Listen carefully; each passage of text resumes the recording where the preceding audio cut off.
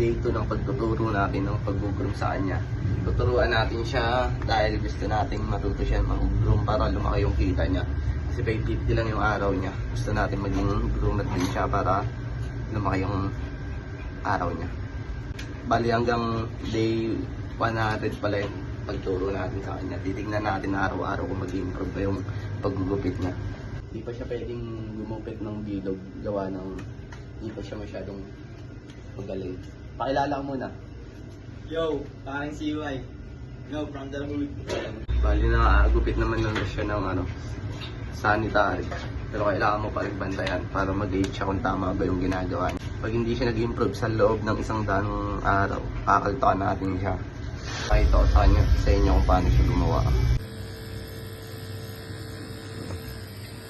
Hindi. Antay sa isang na bumaba ka sa chikaw at sa ating preso at kapag pagod ka na ibibili kita ng sesto at doon iinumin sa ating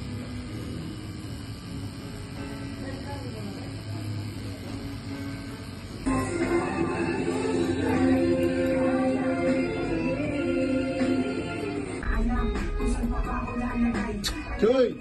Joy!